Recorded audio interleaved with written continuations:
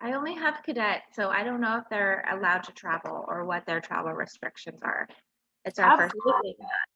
So right now is a funky time, right, with COVID, obviously, but in our returning back to normal, absolutely cadets can travel. So we have a few different ways of travel. So the first one that I think of is our EF tours. So this, I don't know if you've heard of EF. They work a lot with youth to host events. These ones are pretty easy on like the adults in your troop. I think of this is like where you go, you see the package. You can just, it's probably pricier than if you were going to go on these yourself, but it definitely makes it easier on the adults in your troop planning and like taking care of like insurance and all that kind of nitty-gritty details. So that's one outlet, and they have all kinds of different international travel opportunities for cadet through ambassador. But typically I would say troops start planning for these a few years in advance just because of the cost. They need to do a good amount of money earning events, whether that's through like the nut and cookie sales product program, or they host like maybe some like badge workshop type things for their service unit where they're doing a fundraiser, a lot of different fundraising stuff, which actually is all elements of travel need that piece. So that's one column of it, is the EF tours. Another opportunity that we have is destinations. So these are put on by several councils around the country. Girl Scouts of Northern California currently does not have any, but for example, we have one in like Savannah, Georgia, where Girl Scouts can apply to go on a trip for like a week or two. But this one is like an application based. So it's, I mean, in that sense, it's like a lottery of who actually gets to participate. But those ones, I think are significantly like lower cost than EF tours. And that would be why it's like that application process. So that's another section. The third one coming to mind is like troop travel. So troops can also go anywhere they want to go. They can go on backpacking trips, like relatively locally, like Tahoe or maybe like Lassen County. They can go like, yeah, camping, all that fun stuff, or like a road trip. We have a troop planning for this summer, actually, assuming that COVID restrictions continue to ease up, that they will do like a road trip around like the Western United States, hitting like all the way maybe to like Montana, and it's all tentative, of course. So that's one. And then Julie, I'm hoping you can speak a little bit about your experience, because this is a group I honestly know nothing about. So yeah, so one big travel troop that we have in Girl Scouts in Northern California is the Berkeley Sakai Exchange. And I know earlier there was a question about opportunities for cadets. So cadets are actually able to join this troop. Most people join in middle school. I joined when I was 13. And what it is we are a troop, but half of our troop is located in Berkeley, California, and the other half is located in Sakai City, Japan, because they're sister cities. And so what we do is every other year we do an exchange. So for example, 2015, we traveled and to Japan and homestayed with Japanese families. We got to participate in tea ceremony and go to festivals, and we went camping as a troop. And then in 2017, we hosted and did the same things and took the Japanese Girl Scouts camping and stuff. It's of course delayed at the moment. This would have been a summer we would have been hosting, but because of the pandemic, it's been delayed. So we don't really know what's happening, if we're just going to skip this cycle or if we will be having the exchange next summer instead. But it is still a phenomenal program. And what really sets Berkeley Sakai apart, so I've been involved with Berkeley Sakai for going on 8 years now. I was in it for like 5 or 6 years as a member, and now I'm a troop helper and I run language lessons and help do that. And so that's one of the things that also makes it unique is a lot of the people tend to stay involved after they age out of the program, and you'll keep the connections you've made. You'll stay friends with a lot of the girls in the troop, both on the American side and on the Japanese side. And also it involves a lot more, one of the other things that sets it apart is it involves a lot more time and investment than a lot of other troops that are a lot of travel opportunities that are like one-off that you'll have, which those opportunities are also phenomenal as well. But Berkeley Sakai, we have monthly meetings. When it gets closer to a travel cycle, we'll have meetings twice a month. And you'll study the Japanese language, you'll learn about like the food and the culture. And it's a lot really more involved in like immersion and getting to know a different culture and all that stuff. And it really is a great program, and I can answer any questions about it. But yeah. Wonderful. Thank you, Julie. Oh, that's so exciting. So, Brandy, did you have any questions about like any of those specific ones that we talked about, or maybe like how to get started? Yeah. I don't think so. We've looked at like the EF and the destinations before as like options we talked about, as they were growing older. And we've done some troop travel as far as like camping and going to like daycations, I guess. I had never heard of the, Berkeley Sakai troop, but that sounds really interesting. I don't know how that works. Like if we're, here, not in Berkeley, if it's like, if they are something they want to do, is it something they have to be present for, or would they be able to like Zoom in? So at the moment, all our meetings are Zoom, of course. And we do ask that people attend events. We ask that like, if we're doing, like if we're having a meeting, we ask that the girls be there and stuff. And I understand the difference since I'm originally from Brentwood. So I would drive 45 minutes to the meetings, and we had a girl who used to live in Santa Cruz who was in the troop and would make the trek for our meetings. So we do have like that like attendance concern, because like even Zooming in, right now it's not an issue, but once we start doing like in person increasingly, like we'll stay with the Zoom element until everyone involved is like fully comfortable with being in person. But when we do have in person, there is a lot to benefit from being able to be there and practice the language and the culture stuff and whatever activities we have planned out. And also we do fundraisers because we fundraise our own way. And that's also one of the things is that you're asked to volunteer. You raise money, we'll have like crab feeds and that kind of stuff. And girls will also be responsible for doing their own like fundraising. So so we ask that girls attend like at least some of those, but we also are very receptive that there is a distance and that it is harder for some members, but yeah. Okay, so that's more like you can be an elective troop versus like a boundary troop. You are accepting girls from elsewhere, obviously. Yeah, we are an elective troop. Most of the girls in our troop are actually in other Girl Scout troops. They have primary ones, and then this is a secondary one, and girls can choose whether they want to sell cookies through us or their actual troop. Yeah.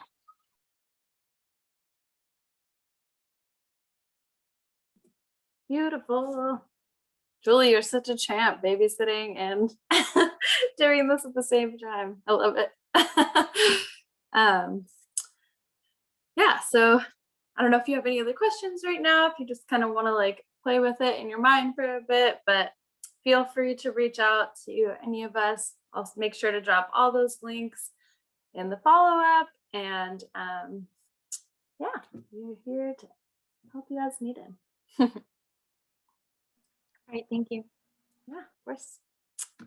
I don't know if you wanted to hop to any of the other breakout rooms, or if that was all. I think we're letting people kind of just like peruse now to get their questions asked. I don't know if I can go to room number 2. The option list didn't come up for me. Oh, okay. Would you like to, so the leadership one? I think I should be able to move you there. Oh, maybe not. Deanna or Lauren, do you have the permissions to? I think only Pretty might, because I tried to and I couldn't. So Okay. maybe we can Yeah. message Pretty. Let's see. Yeah.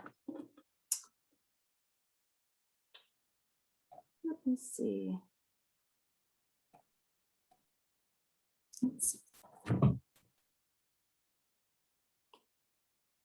If not, that's okay. I kind of wanted to do like when you have the actual just straight silver award like webinar, I wanted to go to that too at some point. So if it's impossible, that's fine. I'm okay. Let's see. I sent the message. So Okay. hopefully. I can also answer any question, if you have any questions about like silver or bronze or like older girl leadership, I can answer those. I do have my silver and bronze and did lead the way and all that stuff in high school. So if you have questions about those, I can try to answer them. It was just kind of a general overview. This is our first year doing cadet. So we did start our bronze, but because of COVID, like our project that we were gonna do got shut down. So we didn't actually get to complete it. So I don't know what it's like, how it changes being in silver other than like and more involved. Oops, they moved her. Oh, well, hopefully. Should we join? Just a quick rundown. I was in robotics and then I was just wondering what the other ones were. Yeah, absolutely. So I'll do a quick intro. So there's like a few different opportunities and buckets of travel. So the first one is we have EF tours, and I don't know if you've heard of them. They work with a lot of different youth organizations and schools to plan like international travel typically. And so we every year offer a few different international trips through them. So we have like available for cadet through ambassador, and every year those trips change to different countries. They're actually picked by the Girl Scouts who participated in years prior, do like a survey to see which places they want to go in the future. So that's a fun one of like international travel. Then there's destinations, which is through GSUSA and different councils all around the country participate. This one is where the Girl Scouts apply to join in a different destination. So there might be one to like Savannah, Georgia to see the Juliette Gordon Low House, or maybe one to go like to a cool national park like the Everglades in Florida. They have like all different ones around the country. But again, that's like an application process. So like more, I guess not a lottery, but it feels more like a lottery on the participant end. So not always a guarantee, whereas like EF, if you had the money already saved up and you signed up, you'd be locked into that slot. Then there's travel troop. So this is just, you could go anywhere, you could go international, you could go relatively local, like your troop wants to do a backpacking trip in Tahoe, your trip wants to do like a road trip around the United States. Like a lot of troops go like road tripping to like different national parks, or even just like down to Disneyland. Troops will go like through like a pretty road trip down the one, or different things.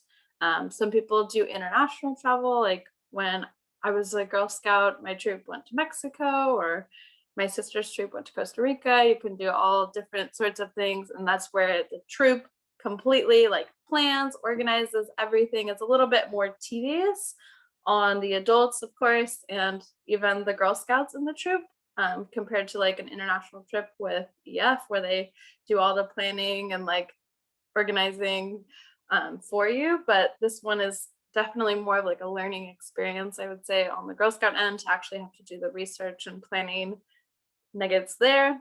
And then our last one, I'm gonna pass over to Julie to do another quick intro on the, is it Berkeley Sakai travel troop? Alrighty, so Berkeley Sakai is another troop-based travel troop. Is it additional troop that girls can sign on to, so you don't need to leave your actual troop. I was in my main troop and in Berkeley Sakai. I've been involved with it for about 8 years now, and joined back when I was, I think, about 13 years old.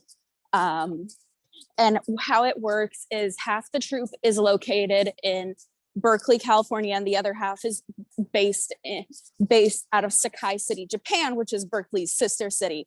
And so every other year we do an exchange. So for example, in 2015, we traveled and homestayed with the Japanese Girl Scouts and got to participate in things like tea ceremony. We went camping.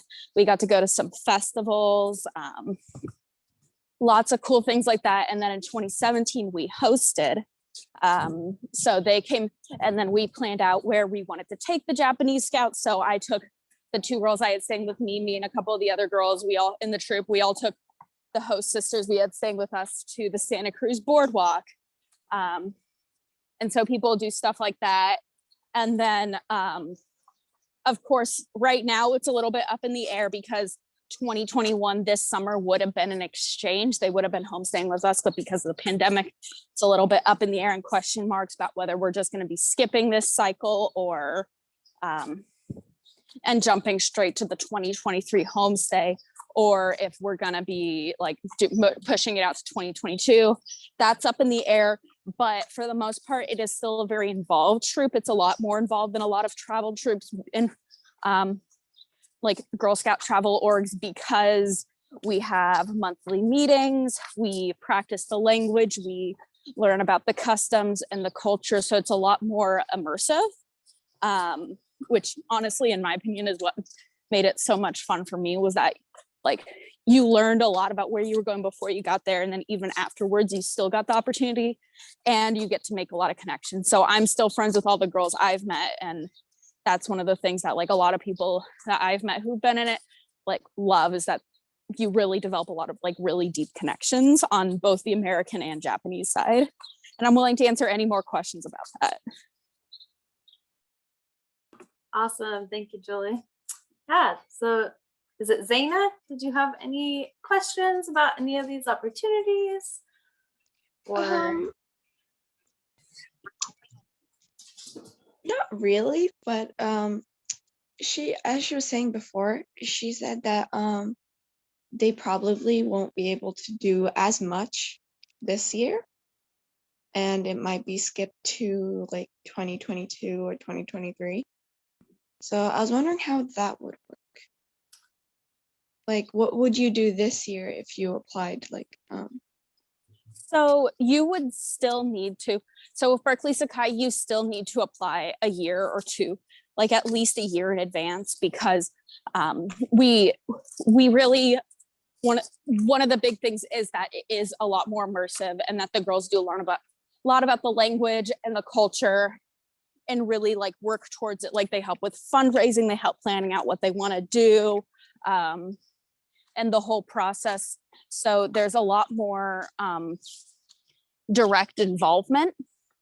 And so because of that, we're a lot more like, we prefer people to join a year or two in advance. So we wouldn't be accepting applications right now to host for 2021 if that was still going forward, but we're most likely expecting to reopen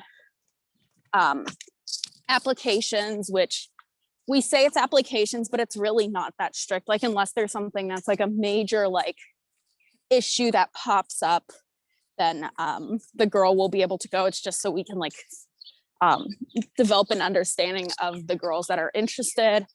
But so if we pushed it out a year and instead did summer 2022, then we would be having the Japanese Girl Scouts, typically about 16 of them, is usually about how big it is on each side, coming and homestaying with us for about 2 weeks. And we would like take them places and go camping. We went camping at, I'm blanking. We went camping at a Girl Scout camp last time they were here, which was a really fun experience for them and for us as well. And then we would go forward with having 2023, we would be traveling to Japan for 2 weeks and homestaying.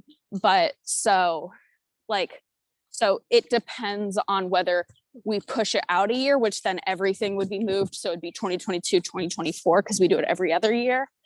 But if it ends up deciding to be skipped, then it will just be 2023, we go and do the homestay and just skip the hosting cycle. If that makes sense. Mhm. I also apologize for the shaky camera. I'm pushing a No, stroller. it's okay. It's all right. Awesome. And Shreya, I see you just joined our breakout room as well. Did you have any questions about travel? I do actually.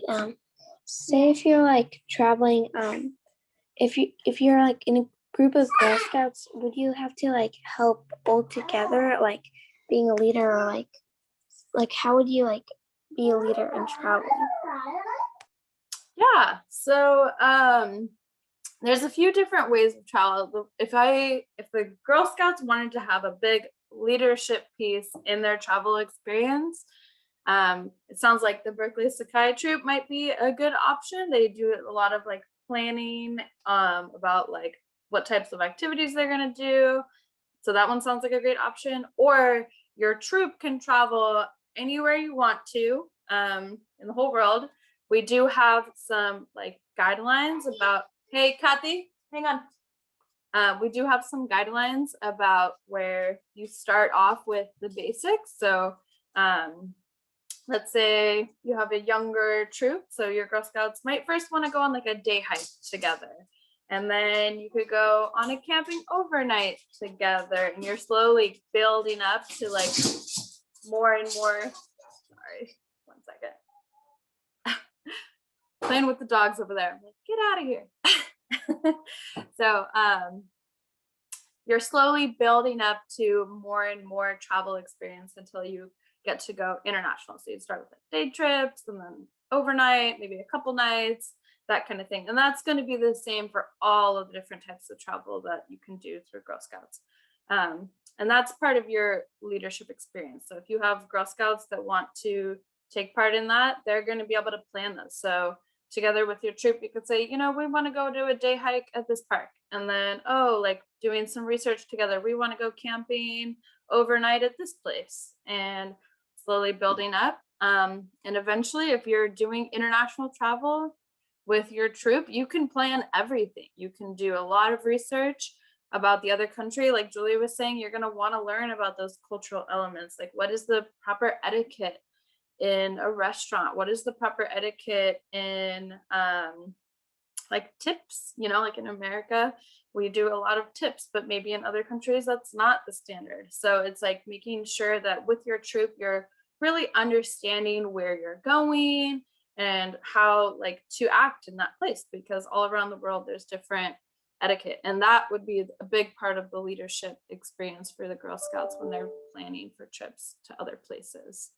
And then another piece I think is like the money piece. So first you have to figure out how you're going to save for that trip. So you're running different events or you're selling cookies to earn enough money to go on these trips. And then also figuring out how much things cost in certain places. So you're researching hotels and researching meals, like how much does it cost when you get there? Yeah, I hope that all answered your question. I know I kind of went in a lot of different directions. Yeah, that answered my question. Thank you. Yeah, of course. Did you have any other questions about travel? No, not really. Perfect. Okay. Awesome. Well, I think our time is just about wrapping up here. So unless we have any other questions, we can go ahead and hop off in a second. Bye, friends. I'm gonna stop.